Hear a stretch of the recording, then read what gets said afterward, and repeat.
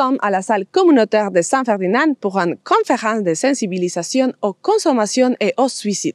Différents organismes de la région se sont déplacés pour répondre aux questions des citoyens concernant cette problématique qui touche la MRC de l'érable. Bonjour tout le monde, merci beaucoup d'être là. C'est une première initiative des Chevaliers, voir sur certaines conférences pour informer le monde. Le but là-dedans, c'est toujours pouvoir faire de l'aide et sauver des vies. Alors ce soir, on a des gens qui viennent ici pour la prévention par rapport à la toxicomanie, les médicaments, le jeu, tout ça. Puis on a des gens aussi qui vont parler du suicide. On a aussi un policier conférencier qui en fait lui aussi des conférences qui sont prises dans des situations qui sont bien difficiles. Puis derrière ça, l'idée, c'était de faire comprendre au monde que la police, c'est pas juste la répression. Ils sont là aussi to serve and protect, puis ils sont là pour ça. Puis on a aussi notre ami Jérémy, qui était là pour ceux qui ont suivi les cours de RCR. On trouvait important aussi qu'il vienne donner l'information, parce que quand il arrive des gens qui ont fait des tentatives de suicide ou qui ont fait des overdoses, eux autres, ils sont pris dans des interventions. Je pense que c'est important que le monde sache qu'il y a toujours des personnes ressources pour nous aider dans ces affaires-là. Alors, je commence par vous remercier d'être là. Je remercie mes conférenciers. Merci beaucoup d'être là. Puis, moi, je ferme ma grande gueule, puis je passe le micro. Bonjour, je m'appelle Émilie Bédard, je suis l'adjointe administrative à l'organisme Au Rivage à Plessisville. Cet organisme est un organisme communautaire à but non lucratif.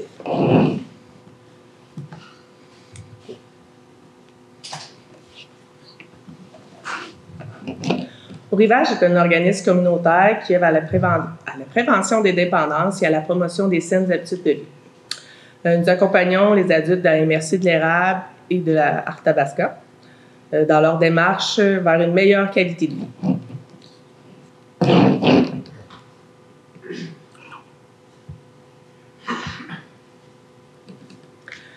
Les valeurs de l'organisme et des employés d'échevelage, c'est l'ouverture, le mieux-être, l'authenticité, la confidentialité, puis l'espoir.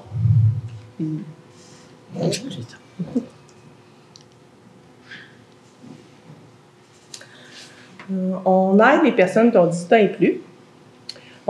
Notre intervenant, il fait les suivis pour les problèmes d'alcool, de drogue, de cyberdépendance, de la dépendance affective. Aussi, on fait des activités en milieu de vie pour la population en général. Nos services. Je vais laisser mon intervenant en direct. Bonjour tout le monde. Je m'appelle Marc-Antoine, je suis intervenant chez Au Rivage. Je vais aller avec vous faire le tour de nos services, de qu'est-ce que nous, on offre gratuitement. Le premier service qu'on offre, c'est un service de suivi individuel, principalement pour les gens qui ont des problématiques de dépendance en tout genre, comme Émilie disait tantôt, autant au niveau de alcool, drogue, jeu, dépendance affective. Donc, on couvre quand même un large spectre à ce niveau-là. Donc, c'est un suivi qui est vraiment adapté à chacun selon leurs besoins, selon leurs objectifs. Puis, nous, notre but, c'est de les mettre en action dans leurs objectifs qu'ils veulent réaliser. On offre aussi des ateliers, des activités. Quand on parle d'atelier, c'est plus au niveau de la croissance personnelle. Donc, on va avoir des sujets comme, la dépendance, les émotions, l'estime de soi. Donc, c'est le genre d'atelier qu'on va avoir plus sous forme de café-discussion. On a aussi des activités qui sont plus de type ludique que nous, qu'on va faire dans le but de promouvoir les saines habitudes de vie. Qui vont aussi aider les gens à sortir de chez eux, à venir socialiser avec d'autres personnes. Quand on parle d'activités un peu plus ludiques, on a, par exemple, là, il y a quelques semaines, on a fait une activité de bombe de bain. Donc, l'importance de prendre soin de soi. On a aussi fait des activités culinaires. Donc, on vient promouvoir les saines habitudes alimentaires. Donc, c'est le genre d'activité qu'on va venir faire au niveau un peu plus ludique. Un horaire typique qu'on a chez Au Rivage, on a le premier mercredi du mois où on vient regarder un film, à l'intérieur duquel il y a toujours une belle morale dont on va venir discuter ensemble à la fin du film. Ensuite, les 2 jeudis suivants, on a des ateliers et des activités. Et le dernier mardi du mois, on a notre club de marche. Donc, on va prendre une marche, prendre une grande bouffée d'air frais en groupe. Donc, on a aussi un milieu de vie, qui est ouvert durant la journée, sur semaine, du mardi au jeudi, de 9h30 à midi et de 1h30 à 4h. Donc, milieu de vie qui est un milieu d'accueil et d'ouverture, qui sert à changer d'air, à sortir de chez soi, sortir de l'isolement, où on peut venir discuter, prendre un café. On a toujours un casse-tête quelque part qui est commencé, donc on peut venir faire du casse-tête. On a des jeux de société, des mandalas, donc on peut toujours venir piquer une bonne jasette en venant faire une petite activité.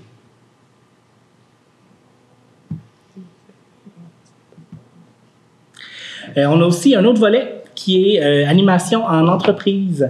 Donc, on va dans les entreprises faire de la sensibilisation sur qu'est-ce que la dépendance, autant auprès des ressources humaines qu'auprès des employés. Et aussi, on va venir faire de la prévention au niveau de la consommation en milieu de travail, parce ça implique aussi certains risques au niveau de la santé et sécurité dans certains milieux de travail. Là, je pense par exemple aux usines où la consommation peut être dangereuse là, dans certains cas. Et il y en a plus qu'on pense. Ici, chez Au Rivage, on peut devenir membre de Au Rivage. Pourquoi devenir membre? C'est pour nous encourager à avoir des activités spéciales, des prix spéciaux, puis on a aussi des prix spéciaux pour les membres. On connaît tous des gens qui sont touchés de près ou de loin par les dépendances. En fait, nous en avons tous à un certain niveau et qui ont des impacts différents.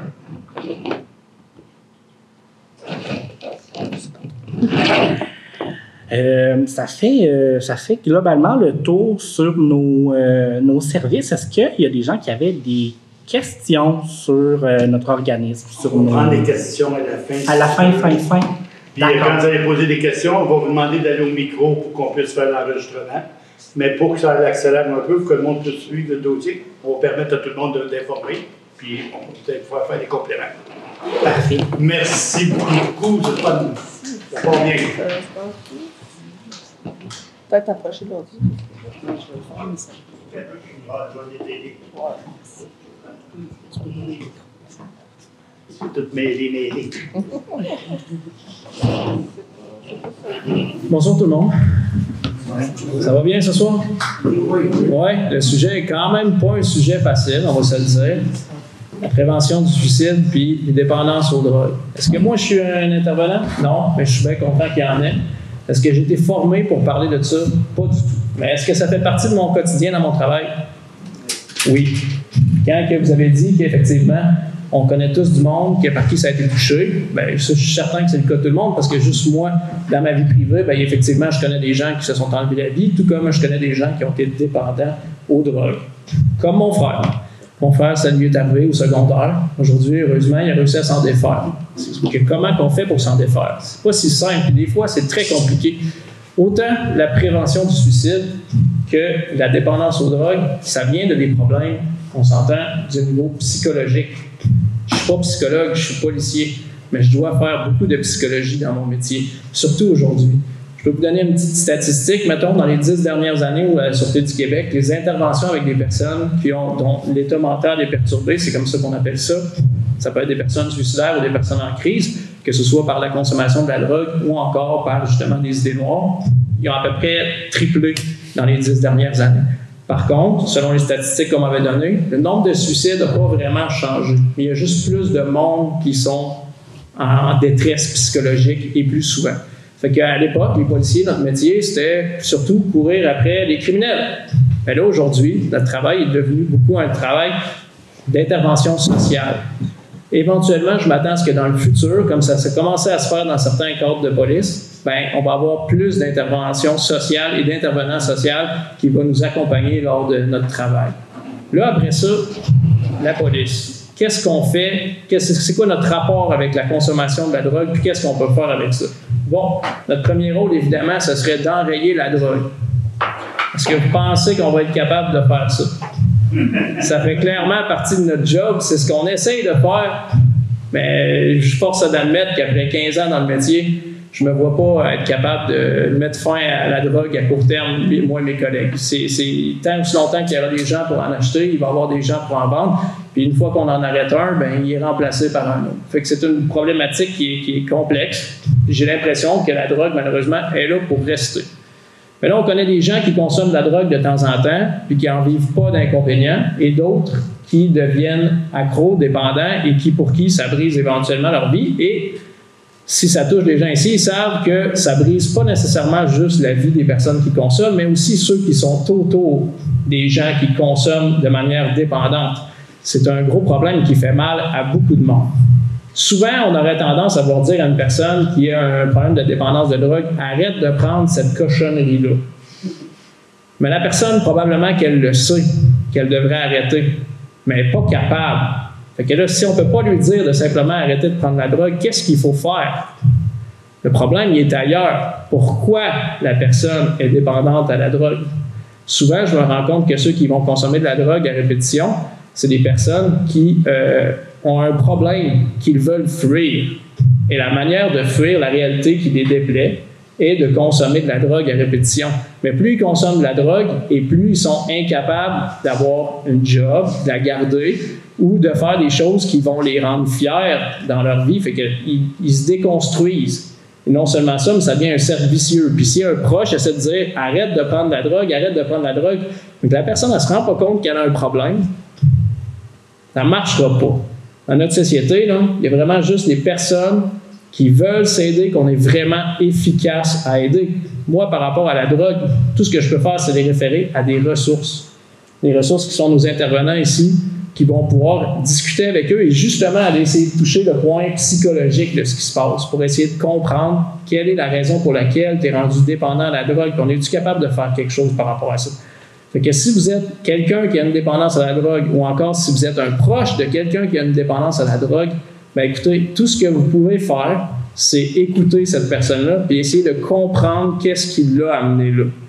À part de ça, si vous essayez de la forcer à arrêter ou si vous essayez de la forcer à recevoir de l'aide, c'est très peu efficace. C'est beaucoup plus efficace que lorsque la personne, elle reconnaît en premier lieu qu'elle a un problème. Ça, c'est la partie qui n'est pas toujours facile. Fait que tout ce qu'il faut faire là-dedans, c'est essayer de se soutenir. Est-ce qu'on doit tout tolérer en tant que proche aidant, mettons, d'une personne qui a une dépendance de drogue, selon vous? Est-ce qu'on doit tout tolérer? Non, il y a certainement des limites. Hein? Puis ça va arriver des fois où je vais intervenir chez des personnes, chez des familles, parce que, mettons, c'est leur garçon qui a une dépendance à la drogue, puis que quand il est sur l'effet de la drogue, mais il est violent, il est agressif, là, les parents nous appellent, mais ces parents-là sont déchirés. C'est leur enfant, ils l'aiment, c'est pas évident pour nous d'intervenir. Puis est-ce que vous pensez que cette personne-là est contente de nous voir arriver? C'est bien rare que j'ai bien des gens qui sont bien heureux de me voir arriver. Quand on vient aider sur les accidents ou quand on va au secours des personnes, là, les gens sont très heureux de nous voir. Mais lorsqu'on doit aller rencontrer une personne qui est en crise psychotique ou encore justement une personne qui est en crise de détresse psychologique, généralement, la police, c'est pas la personne qui ont le goût de voir.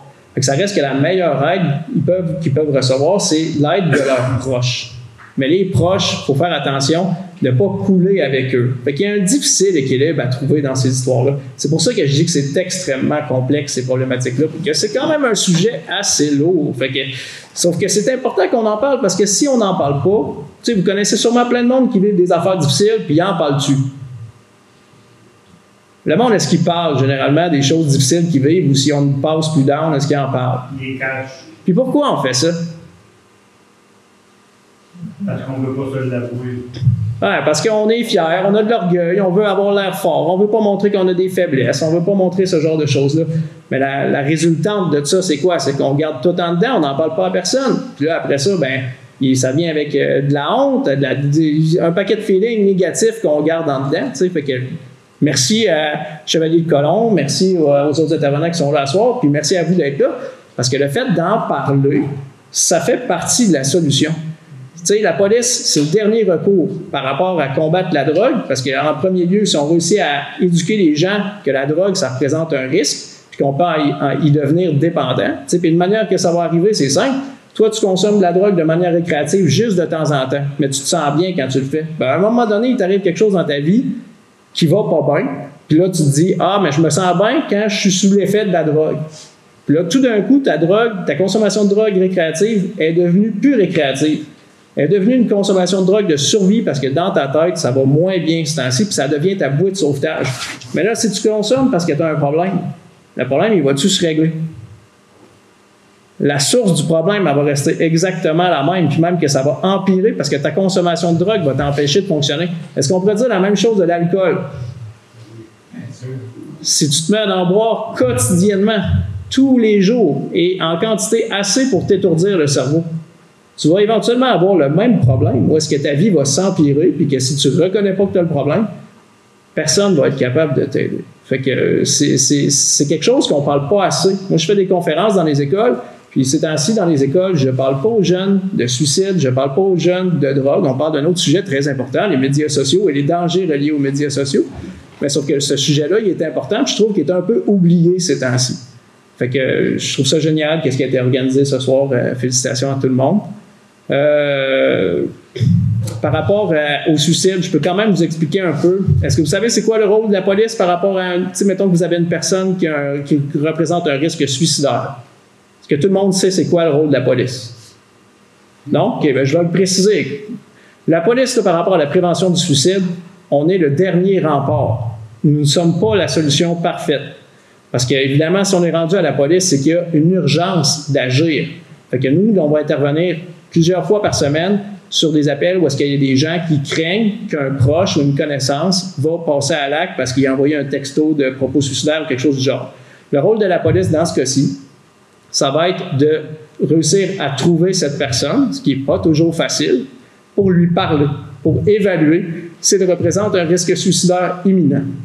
Ensuite de ça, tout récemment, ce qu'on va faire, c'est que ça a changé. On va contacter le 811 si ce n'est pas une tentative de suicide qui est en train de se faire, parce que des fois, on va arriver, puis les gens ont déjà commencé à se taillarder les poignets, ou du moins à s'accrocher au plafond. Là, la situation n'est pas la même. Mais si on arrive et la personne est debout, consciente, elle n'a pas fait de geste suicidaire, mais elle a des idées noires, et notre travail à nous, ça va être de discuter avec cette personne-là, contacter le 811 pour mettre en contact cette personne-là avec un intervenant social. Fait que ça, c'est quelque chose qui a changé récemment. C'est pour ça que je m'attends à ce que probablement que dans le futur, les corps policiers vont travailler encore plus en partenariat avec les intervenants sociaux pour ce genre de cas-là. Parce qu'évidemment, ce n'est pas des cas de répression policière. Puis c'est correct aussi, parce que les policiers, on ne peut pas juste faire de la répression. Notre travail, c'est comme M. Benoît l'a dit, c'est protéger, servir, aider. La raison pour laquelle on est devenu policier, c'est ça, bien plus que de donner des tickets. Je ne connais pas un grand policier qui son rêve, c'est de donner des tickets. Ça fait partie de la job, mais c'est pas notre rêve. Fait que notre rêve, c'est de pouvoir aider les autres.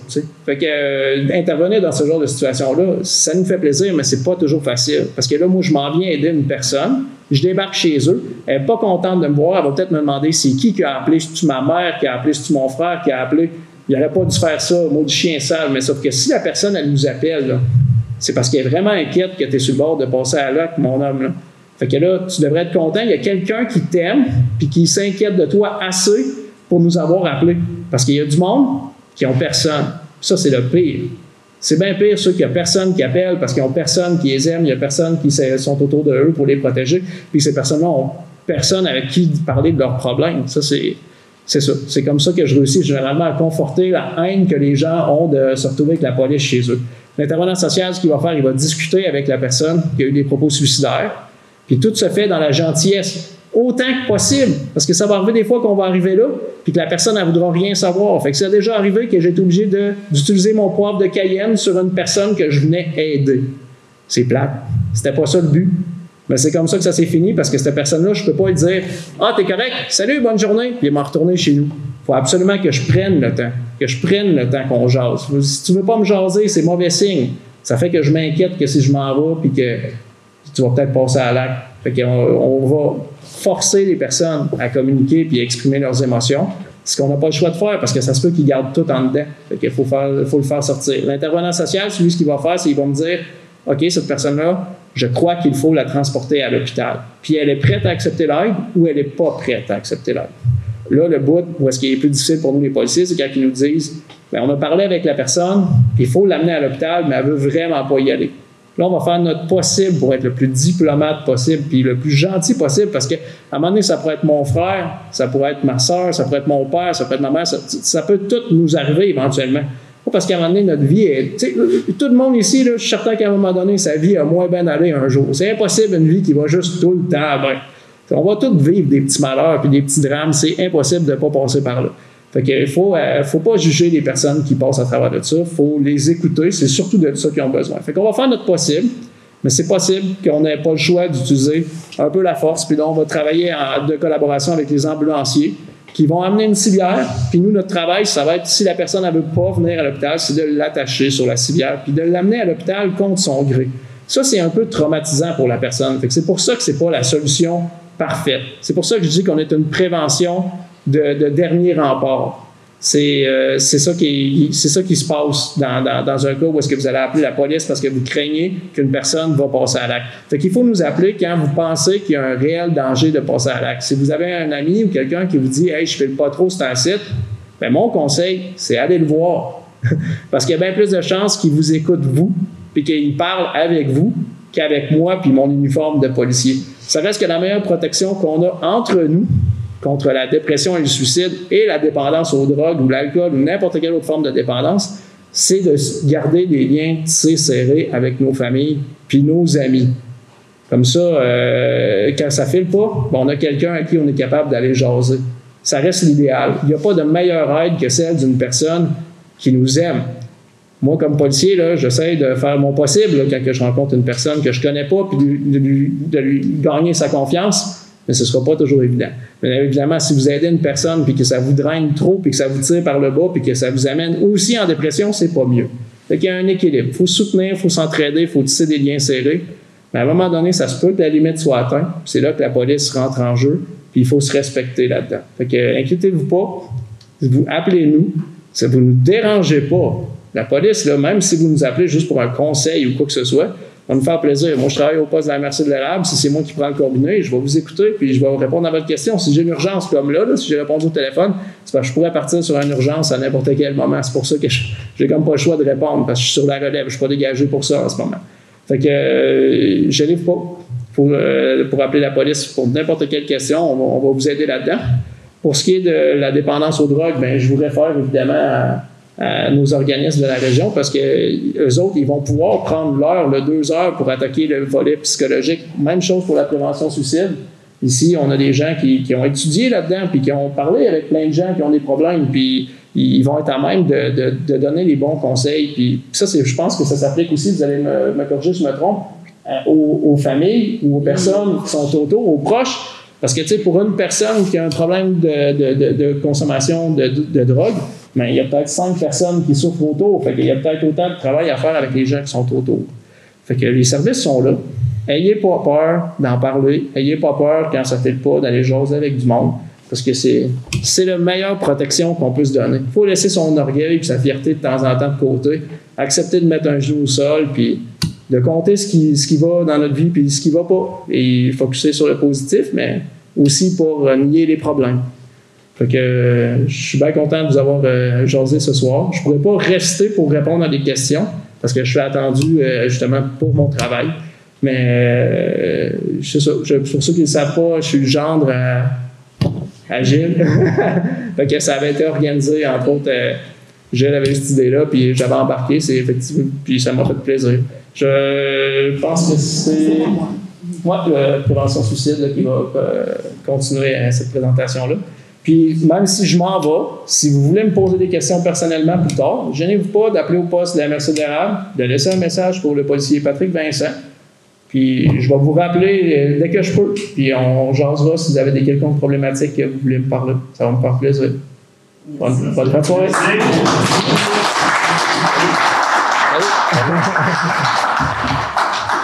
Merci beaucoup, Patrick. Donc, je vais continuer sur son... il parlait justement là, de prévention du suicide. Nous, le Centre de prévention du suicide... OK, c'est bon. Le Centre de prévention suicide Arthabasca-Érable, on est situé à Victoriaville, mais on est là pour la communauté là, de l'Érable, évidemment. Donc, il disait, Patrick, tantôt, là, que si quelqu'un des proches, des parents qui s'inquiètent pour des enfants, peu importe, on est toujours là. On est là 24/7. On offre aussi un service, puis ça, on essaye toujours de ne pas aller là, pour des endeuillés. Donc, nous autres, notre nouvelle vision du Centre de prévention suicide, c'est de travailler en amont avant que, justement, que la personne passe à l'acte. Donc, on va offrir de la prévention par la promotion de la vie. Donc, promotion de la vie étant quoi? Bien, étant ce que vous aimez faire, des passions, tout ce qui vous rend heureux dans votre quotidien, puis que quand que vous vivez de la détresse, vous l'oubliez. Donc, on va aller travailler sur, aller les rechercher, ces petits moments d'exception-là. Nous sommes un organisme communautaire en prévention du suicide. Comme je vous ai dit, on couvre MRC d'Arthabasca-Érable. On fait de la promotion de la vie, on travaille en amont, justement, là, pour éviter que la personne elle passe à l'acte. Tout âge, vous pouvez appeler sur les lignes d'intervention. Ici, c'est notre équipe. Je ne ferai pas le tour, là, mais on a même un animal partenaire, Zeus, qui fait de la zoothérapie avec ma collègue Natacha. Donc, on est une très belle équipe. Donc, notre mission, on développe et on maintient des services d'intervention en cas de crise et de référence pour des personnes suicidaires et leurs proches. Donc, en fait, qu'est-ce que ça veut dire? C'est que nos lignes sont toujours disponibles. Donc, on continue, on fait un maintien sur ça. On réfère, on travaille aussi en partenariat avec des organismes communautaires, du soutien clinique. Un organisme ou même quelqu'un des Chevaliers de Colomb s'inquiéterait pour quelqu'un, puis il se poserait des questions, bien, il peut nous appeler pour justement là, qu'on regarde la situation puis qu'on voit qu'est-ce qu'on peut mettre en place pour aider la personne. On développe et maintient des services et activités d'accompagnement et de support auprès des personnes suicidaires, leurs proches et auprès des personnes endeuillées par suicide. Donc, ça, c'est tous nos services. Vous les voyez, parfait. Il y a les appels de personnes suicidaires, de proches, d'endeuillés. On fait aussi des relances téléphoniques en lien avec des demandes de référence, que ce soit par le CIUS, que ce soit par un organisme communautaire. On peut aussi faire des relances si ça vient d'un proche qui s'inquiète pour quelqu'un d'autre, on peut appeler. Nos services sont volontaires, par contre, donc c'est pour ça qu'on travaille en amont, qu'on puisse créer un lien. Donc, mettons, vous, en tant qu'individu, vous voyez qu'un ami va moins bien, bien, vous pouvez, vu que vous avez un lien de confiance avec, appeler sur nos lignes avec la personne pour qu'on puisse avoir un lien, nous autres aussi, puis en fait, pouvoir y parler. Puis ça vous permet aussi de vous protéger en tant que, de prendre soin de vous. Parce que on sait quand on veut aider les autres, il faut aussi d'abord se prendre soin de nous. Puis des fois, il y a des sujets qu'on n'est pas tous habitués, puis on n'est pas tous adéquats à en parler, puis qu'on se sent pas bien avec ça. Donc, comme ça, ben ça vous permet de l'aider comme que vous pouvez, puis nous, ça va nous faire plaisir de continuer là, avec la personne. Des suivis individuels, on en offre par téléphone, mais on en offre en présentiel à Victoriaville. Nos bureaux, c'est sûr, c'est toujours sur rendez-vous, mais nos bureaux sont situés là où le Paradis d'Asie, en haut, au 118 boulevard Bois-Franc-Nord. Par contre, comme je vous ai dit, là, c'est toujours sur rendez-vous là, qu'on demande avant de se déplacer. On a aussi des suivis individuels pour des personnes endeuillées par suicide, que ce soit des adultes, que ce soit des enfants. des enfants, on offre un suivi là, par Deuil Jeunesse, donc qui est un organisme, on est accrédité par eux. On fait des suivis de proches et de personnes suicidaires. Avec ou sans présence d'un animal, de Zeus, notre berger allemand. On n'a pas de photo, mais il est super gentil. Puis ça peut vous permettre de répondre à votre besoin. Si vous aimez ça, être avec les animaux, on peut faciliter le tout. Des ateliers de groupe, on en a commencé là, depuis l'automne passé, des ateliers à la conquête de soi. Qu'est-ce que ça veut dire? Ça veut dire qu'il y a quelqu'un qui vit un déséquilibre dans sa vie. Pas obligé d'être rendu aux grosses idées suicidaires. Ça peut être juste qu'il se sent moins bien puis il ne sait pas par où commencer. Bien, nous, on offre un suivi de 6 rencontres en groupe sur, on parle des saines habitudes de vie, on parle de l'estime de soi, on parle à mettre nos limites, on parle à diminuer les irritants, les modifier. Parce que dans la vie, là, de faire le souper aux enfants, tu sais, peu importe quoi, il y a toujours, tu sais, plier du linge, là, mettons, là, ben, c'est des choses, des fois, que tu te dis, ah, ça me tente pas de faire, puis c'est un irritant, mais comment qu'on peut le faire pour que ça devienne plus agréable, puis que ça irrite moins? Donc, on travaille ça, on travaille aussi, on parle des autres organismes communautaires qui pourraient ou qui ont déjà aidé les personnes aussi. Donc, en parlant, ben, on fait des références. On offre des ateliers créatifs. Les ateliers créatifs, on les met, on les a mis en fait pour notre projet école. On est rendu 3 jours semaine au Boisé. Il y a une intervenante de la polyvalente, une intervenante du CPS qui va à la polyvalente, le Boisé. Donc, elle a fait des ateliers de promotion de la vie avec notre roue qui est juste là. Puis, on fait aussi des ateliers créatifs, là. Donc, c'est ça pour ça. Le 26 mars prochain, on commence un groupe de soir pour les personnes endeuillées. C'est un groupe de soutien qu'on l'a appelé. Donc, on va aller par l'approche orientée solution qui est d'aller sortir nos forces et d'aller sortir, tu sais, de pouvoir en parler, de partager ce qui est, malgré la perte de l'être cher, qu'est-ce qui peut aller mieux? Tu sais, montrer qu'il y a quand même du positif malgré, tu sais, de voir qu'est-ce qui a fait que ça va mieux pour vous, tu sais. Donc, ça va être d'en parler, puis on a un petit programme sur ça qui est de 6 semaines. On a des cafés-rencontres qui vont recommencer aussi de soir le 17 avril prochain. On a un café-rencontre. Puis des journées bien-être, c'est à venir, des journées pour prendre soin de soi en tant qu'individu de la population, puis qui voudrait se dire « Ah, je vais me prendre un petit moment pour moi », nous, on vous offre ça. Tout est gratuit. On offre aussi de la formation post-vention. On offre des formations JetPass sur le risque suicidaire. On offre d'autres formations de même. Des petites conférences, puis on fait du référencement. OK. Donc, ça, c'est nos coordonnées. Il y a des petites feuilles là-bas, là, je ne sais pas si vous les aviez eues par la malle, par la poste. En septembre dernier, c'est Cultivons notre bonheur. C'était notre campagne de financement l'année passée. Bien, c'est notre campagne de sensibilisation là, pour la population. Puis on en a créé, là, justement, là, qu'on a envoyé par la poste. Donc, je vous en ai laissé des fois. Vous pouvez détacher les petites feuilles.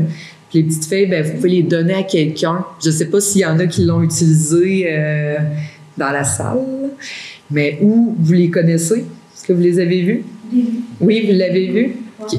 Parfait. Donc, si vous pouvez en reprendre des fois, tu sais, juste le petit numéro, puis il y a une petite phrase pour comment prendre soin de soi dedans. Il y a des crayons aussi, j'en ai d'autres là, que je vais pouvoir vous laisser si vous voulez. Puis je vous invite par la suite, après la séance, de venir tourner la roue de la promotion de la vie. La roue, en fait, elle permet de montrer comment c'est important de prendre soin de nous en tant que proche, en tant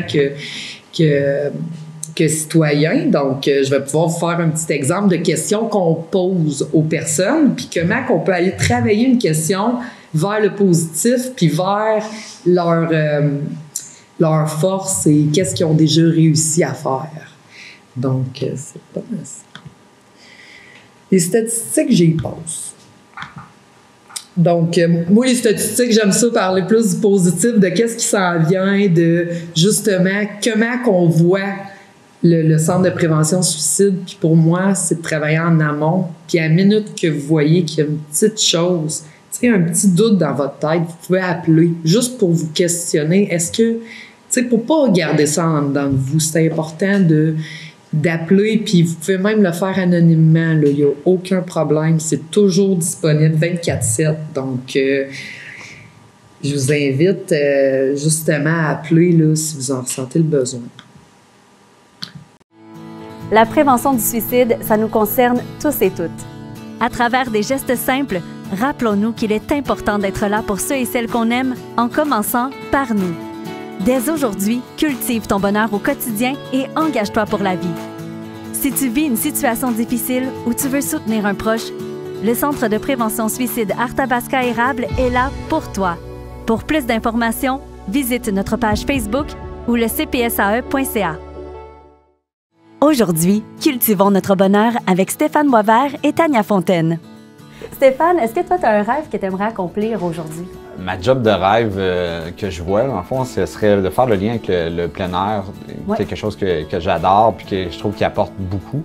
Puis l'intégrer un peu dans ma pratique, dans le fond, en enseignement. Aujourd'hui, là, si on te dit, faut que tu prennes des nouvelles de quelqu'un, tu veux prendre des nouvelles de qui? Bien, je dirais que ce serait ma grand-mère.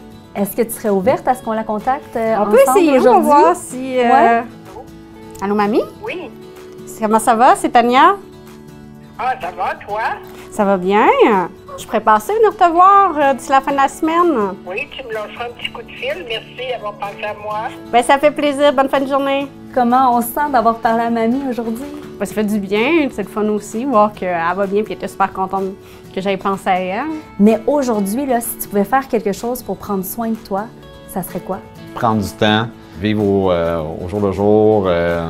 Ça se peut que des fois qu'on ait des bonnes journées, des fois des moins bonnes journées, mais tu sais, Et que c'est correct. Et que c'est correct, exactement. Aujourd'hui, ça sera peut-être pas 2 marches, ça va peut-être être 1 marche, puis ça serait peut-être 0 marche, de se permettre de le vivre. Si vous, justement, vous parliez de ces moments plus difficiles, puis quelqu'un dans votre entourage venait vous voir puis vous parlait du Centre de prévention du suicide, comment vous réagiriez? De donner un numéro pour avoir de l'aide, c'est de dire à la personne « t'as de l'importance pour moi », va la chercher, l'aide, il y en existe. Ça veut dire que cette personne-là est à l'écoute et est attentive aussi à tes besoins. Elle t'inquiète pour toi. Oui, c'est de donner une référence justement où eux, c'est vraiment leur expertise. Parler, ça fait du bien. Si tu vis une situation difficile, le Centre de prévention suicide Arthabasca Érable est là pour toi. Tu as besoin de plus d'informations? Visite le cpsae.ca. Pas de besoin. Mais merci beaucoup.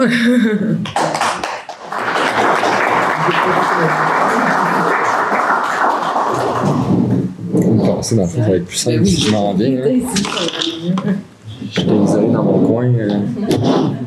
Bonjour, moi c'est Jérémy. Il y en a qui m'ont déjà eu en formation RCR. Dans le fond, moi je suis paramédic à Victoriaville. Puis je suis formateur en RCR, premiers soins, secours en milieu de travail. Aujourd'hui, je vais être là plus pour vous parler, je pense, de la chaîne d'intervention préhospitalière. Je crois que les intervenantes ici, puis le policier a fait une bonne job en termes de prévention parce que nous, quand l'ambulance est appelée, c'est plus au niveau du transport. Dans ces cas-là, c'est rare qu'on est appelé uniquement pour le côté psychologique de la chose parce qu'il y a déjà des personnes qui ont intervenu dans ce contexte-là. Nous, on est plutôt appelés pour effectuer le transport. C'est certain qu'en transport, on regarde pas le mur puis on parle pas. Là. On va communiquer avec la personne, on va l'écouter. On est quand même là pour parler avec elle, mais on n'est pas les plus habilités pour intervenir dans ces contextes-là. Nous, c'est certain que notre expertise se retrouve plus malheureusement quand elle a passé à l'acte. Là, c'est plate à dire, c'est plate à verbaliser, mais nous, on est plus là pour intervenir dans ces cas-là. Quand vous appelez au 911, peu importe la situation, vous allez parler d'une centrale de répartition, premièrement, qui est située en Beauce. C'est la centrale COCA. Elle, par rapport à votre besoin, elle va vous transférer vers une autre centrale connexe, police, pompiers, ambulance. Si vous appelez pour un problème plus psychosocial, habituellement, vous allez être référé vers la centrale de police qui va vous envoyer des patrouilleurs pour justement parler avec l'intervenant, parler avec les patrouilleurs qui, eux, vont juger est-ce qu'on a besoin d'un transport à l'hôpital ou on peut faire des suivis puis qui restent à domicile, dépendamment des dangers par la suite. Si jamais elle a passé à l'acte, là, vous allez être transféré à la centrale d'ambulance. Eux vont écouter ce qui se passe, vont évaluer votre besoin, puis vont affecter une ambulance sur l'appel. Nous, en arrivant, on va évaluer la personne, puis dépendamment de ce qui se passe, si elle est inconsciente, si elle est consciente qu'elle nous parle, présente des saignements, on va intervenir à ce niveau-là. C'est sûr que niveau prévention du suicide, il y a plusieurs types, il y a plusieurs possibilités pour passer à l'acte, puis on commencera pas, je ne vais pas donner des idées à personne. Juste au niveau de l'intervention qu'on peut faire, ben nous, on a des médicaments pour contrer l'effet de certaines drogues que les personnes peuvent utiliser pour mettre fin à leur vie. On parle des opioïdes, il y a le fentanyl, la morphine, l'hydromorphone. C'est un intranasal, là, je l'ai apporté ici dans une trousse. Ça, c'est celle que vous pouvez vous procurer vous-même à la pharmacie. C'est exactement la même chose que vous allez avoir. Ça comporte 2 injecteurs intranasaux. Puis une petite feuille pour vous expliquer tantôt, après les questions, si vous voulez venir manipuler les choses, il n'y aura pas de problème avec ça. Nous, notre matériel se trouve plus dans cette trousse-là. On a le même injecteur intranasaux que vous, mais on a aussi des fioles qu'on peut faire des doses plus progressives pour renverser le toxidrome de la personne. Les opioïdes, quand on renverse le toxidrome, souvent les personnes vont devenir plus agressives. Il y a quand même des risques de violence envers les intervenants. Fait que notre but à nous, c'est juste de les rapporter une respiration normale, de les ramener un peu plus alertes, mais on ne veut pas le renverser totalement. On veut juste les rendre plus somnolents pour qu'ils collaborent avec nous jusqu'à l'hôpital. Dans des contextes d'arrêt cardiaque, on y va avec des doses plus agressives parce qu'on suspecte que la dose consommée est trop importante pour aller tranquillement renverser le toxidrome. Un coup de notre intervention sur les lieux est faite, ben effectivement, nous, on transporte à l'hôpital, ce qui est la base de notre travail initialement. En transport, on continue à prodiguer les soins, on continue à réévaluer l'état de la personne, puis on essaye de stabiliser son état jusqu'à l'hôpital.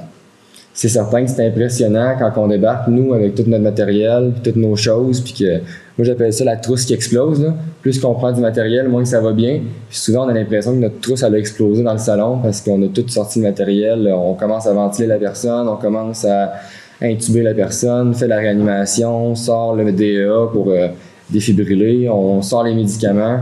Ça peut être impressionnant, mais on fait tout pour aider la personne. Puis notre but dans ces genres de conférences-là, c'est un peu de démystifier notre travail parce que veut pas, si vous n'avez pas eu affaire avec nous, affaire à notre présence, ben on ne sait pas comment on intervient. Puis le mythe est souvent que nous, on arrive, on le met sur notre civière, puis on s'en va avec.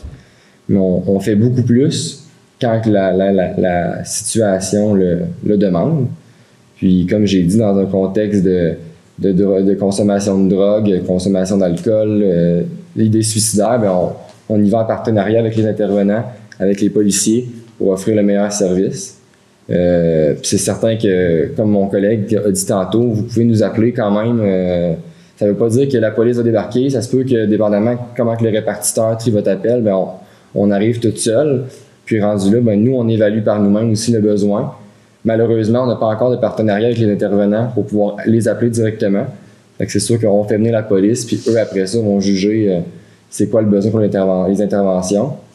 J'ai un espoir que dans un certain monde, un avenir rapproché, on ait accès à des numéros pour parler avec des intervenants, pour pouvoir éviter un transport hospitalier d'emblée. Là. Nous, on n'a pas la capacité à dire est-ce qu'il y a des dangers à rester à la maison ou est-ce qu'on force un transport. Nous, vous nous appelez pour un transport, j'ai pas le droit de j'ai pas le droit de vous forcer à rester à la maison. Rendu là, j'espère que dans un avenir rapproché, on pourrait avoir des partenariats pour pouvoir éviter des transports et avoir des besoins plus précis avec les personnes au lieu de dire dès qu'il se passe de quoi, on l'apporte puis on veut pas, c'est peut-être pas la solution en tout temps de propulser un transport à l'hôpital. Il y a peut-être des petits gestes plus progressifs qu'on peut faire pour aider à ça dans la vie. C'est sûr que c'est bref comme présentation, là, je pourrais en parler pendant plusieurs heures, là, mais je pense que notre travail est assez comment dire, pas caché, mais on veut pas, c'est dans la boîte que ça se passe. Puis nous, on intervient plus au niveau médical qu'au niveau psychosocial, mais on a quand même une petite expertise, on a des cours à l'école, mais on serait plus ouvert à en voir, peut-être en faire plus souvent, parce que veut pas, dans la vie de tous les jours, ben tous nos appels souvent sont reliés à des problèmes psychosociaux. Il y a du monde qui appelle pour des douleurs thoraciques, puis ils sont pas nécessairement en train de faire une crise de cœur. Ça va être de la consommation de drogue qui crée des douleurs, puis là, ben, on doit jongler avec ça. Puis c'est pas nos médicaments sont pas faits pour ces choses-là. Souvent, c'est de parler, c'est d'écouter. Puis ça, ben, on dirait qu'à l'école, des fois, c'est banalisé, je veux dire. C'est pas les formations qui donnent le plus d'emphase dessus. Je sais pas s'il y a des questions, ça va être peut-être plus tantôt, là. D'abord, vous remercier. Puis l'idée derrière ça, nous, c'est de vouloir donner de l'information aux gens dans la population que, surtout maintenant, avec toutes les drogues de synthèse de merde qui se promènent dans la rue, ça commence beaucoup chez les jeunes. Il y a aussi les personnes âgées qui sont dans l'aide médicale à mourir, va peut-être aider, tandis que beaucoup de monde ont des médicaments. Nous autres, on pense que c'est important que le monde connaisse qu'il y avait des services, qu'il y a des gens qui sont là, qui sont pas tout seuls, puis que nous autres, on peut être aussi des bonnes personnes ressources. Quand on connaît quelqu'un, ben peut-être qu'on peut tenter une approche avec vous autres, puis y aller même avec cette personne-là pour vous rencontrer. Puis le choix un peu de tout ça, c'est les drogues amènent souvent dans des problématiques vers le suicide. Puis aussi, la police, c'est que je voulais que le monde comprenne qu'ils viennent pas juste pour te mettre des menottes. Et peut-être qu'eux autres aussi, ils peuvent, comme la démarche, comme tu dis tantôt, ils vous permettent pas de référer, mais ça n'empêche pas de le dire que ça existe, le centre de prévention du suicide, puis qu'au Rivage, ça existe. Tu sais, je pense que ça, c'est important. Puis Jérémy, moi, c'est parce que je voulais que, vu que tu connaissais le monde sache que on a eu des trucs par rapport à naloxone, tout ça, puis je voulais que le monde comprenne que quand vous arrivez, c'est pénible. Alors, qu'est-ce qu'on peut faire pour arriver à ce qu'on ne se rende pas jusqu'à toi? Puis je pense qu'on peut être, nous autres, des personnes responsables là-dedans, puis d'être objectifs, puis de regarder. Puis les services, c'est des beaux services que vous offrez. Alors, c'est ça qu'il faut apprendre au monde. Sens-toi pas coupable d'appeler, sens-toi plutôt responsable d'aller chercher les questions, d'avoir des réponses. Parce qu'avant de passer à la lac, l'hamster, il a marché. Pas ce bord-là, bon, souvent il marche de même, ou comme ça. Alors, c'était le but de vous inviter pour faire connaître. Puis, on va se servir de votre documentation, puis on va en parler. Puis, merci à Dario qui va diffuser ça.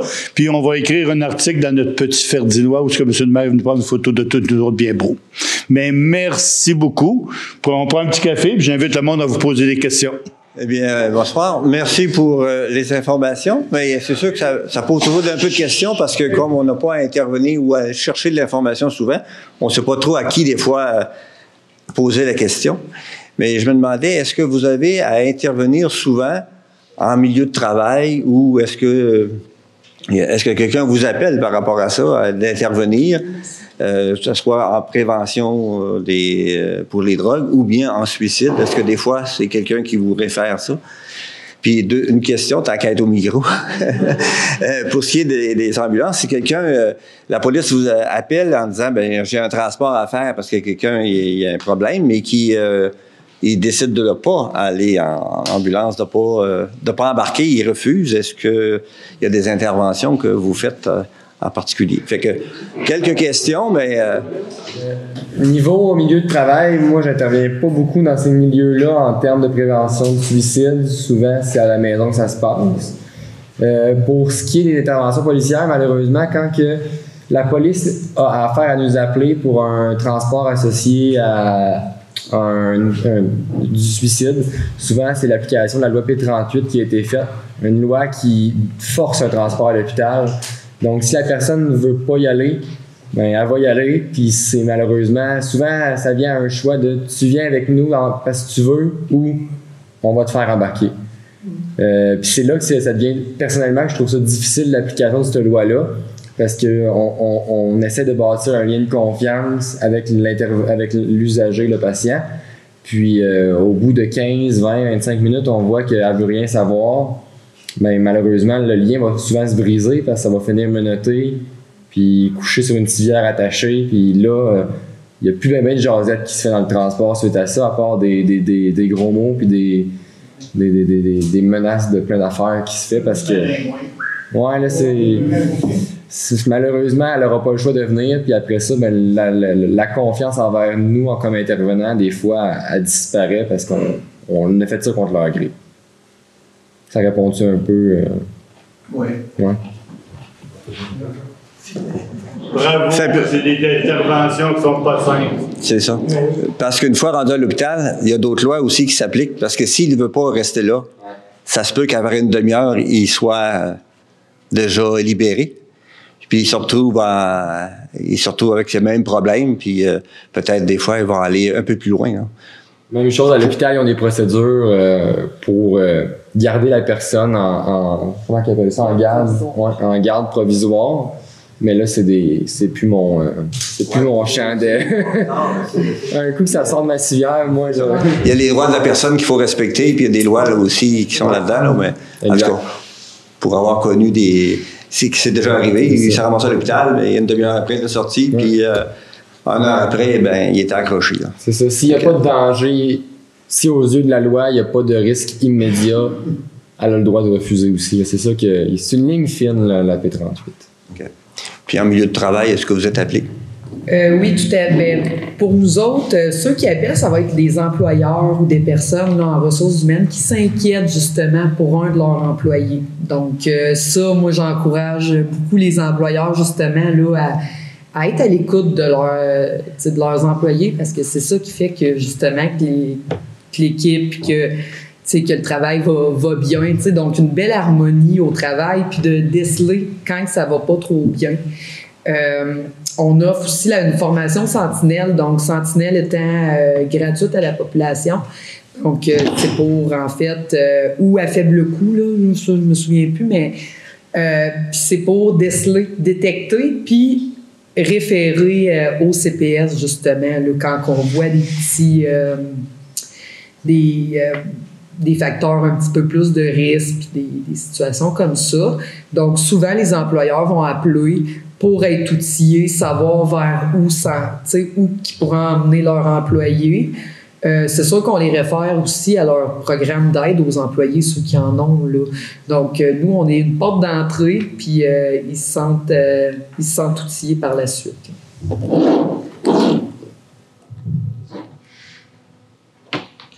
De notre côté, au niveau des entreprises, ça s'en vient, Gilles. De notre côté, au niveau des entreprises, c'est sûr qu'on a notre service aux entreprises où on va en entreprise faire de la prévention, de la sensibilisation. Des fois, j'ai des usagers qui travaillent, par exemple, dans des usines et qui consomment. Moi, ce que j'applique comme intervention, ben, je regarde avec la personne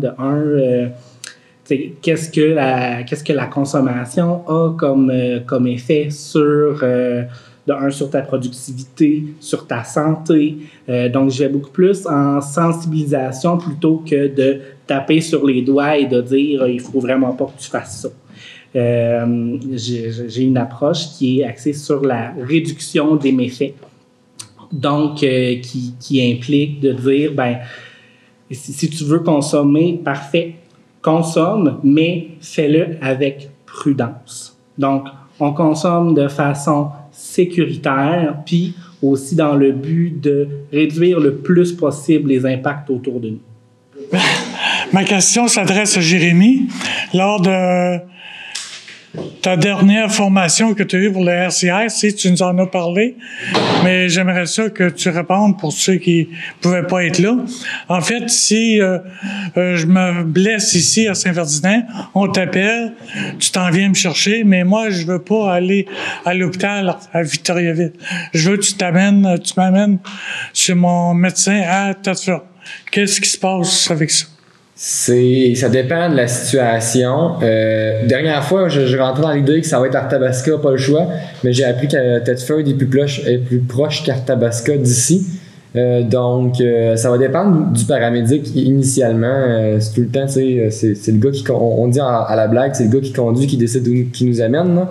Mais habituellement, on est compréhensif. Si la situation est stable, qu'il n'y a pas de corridor de service, qu'est-ce que je veux dire par corridor de service? C'est que dans certaines situations, infarctus, AVC, puis grand trauma, on a des corridors à respecter, donc des hôpitaux à apporter par rapport à la situation du patient.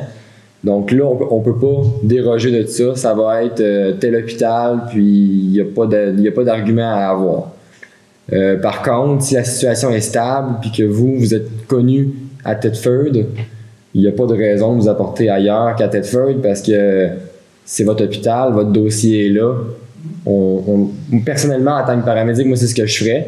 Et comme je vous dis, ça dépend de l'intervenant qui va venir vous voir. Lui, il peut décider de vous apporter à Arthabasca.